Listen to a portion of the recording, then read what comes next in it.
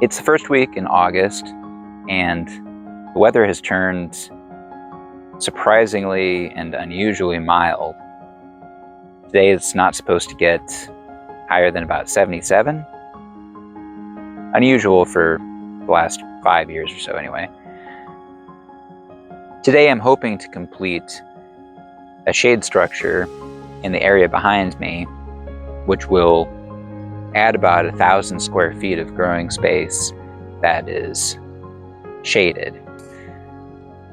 It's actually going to be sort of used both for a little bit of retail, well, three things. It'll be used for some of the retail plants for sale that don't cope well with being blasted by the hot sun, but it'll mostly be a growing area, a shaded growing area, and also a working area for potting that I can use during the summer months.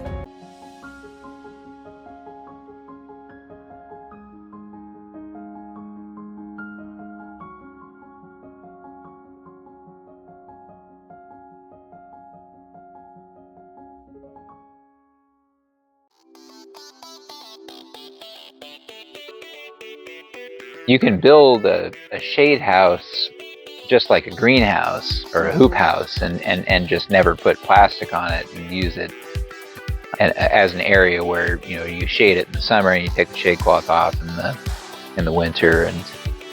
But you see these shade structures every time you go to a retail nursery. And I did sort of look at commercials for shade structures, which were very much out of our price range. They probably went like $5 to $6 per square foot. So I just kind of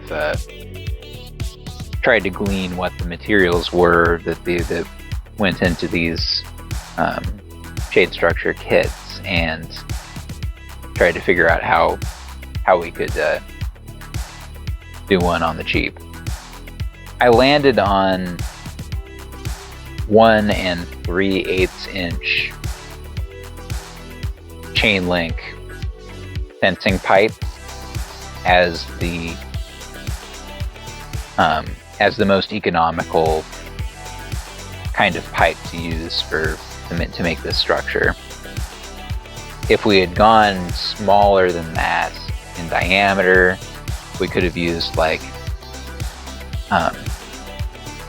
various smaller diameter EMT conduit, but it would have been much more flimsy, and it wouldn't have cost that much less.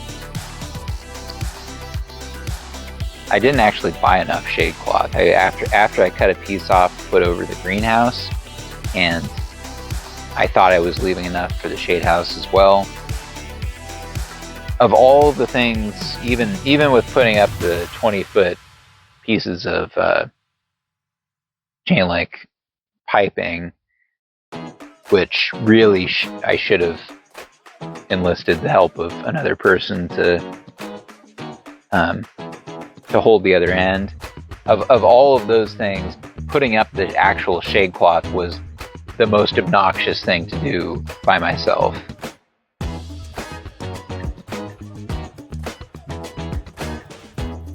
And some of you might be wondering, well, where the heck was Allison for all this?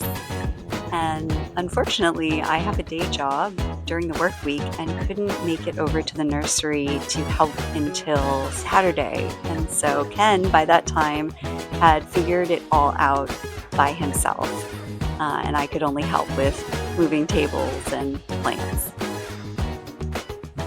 The one thing that I may have considered doing differently is that the vertical ground posts that the top rail is suspended on is the same diameter, which makes it a little bit more of a creaky structure.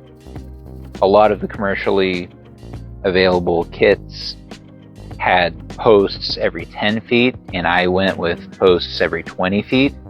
So these 20-foot spans of top rail are supported only on either end of them. And together with the fact that the vertical posts are the same diameter, they're not a thicker diameter than the top rail above it, makes it a little bit. That would have been something that we could have looked into, spending a little bit more on for maybe like 1/5/8 diameter chain length to do the verticals, but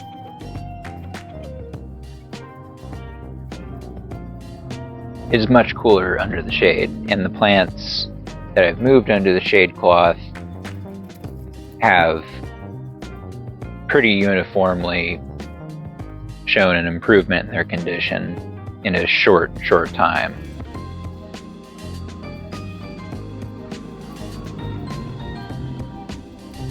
So now we've purchased another greenhouse that's larger than our first greenhouse, and that needs to be disassembled from its current location and put up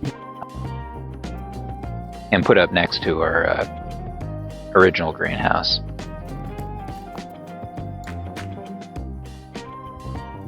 So stay tuned for our next adventure, building out the nursery. Thanks for watching.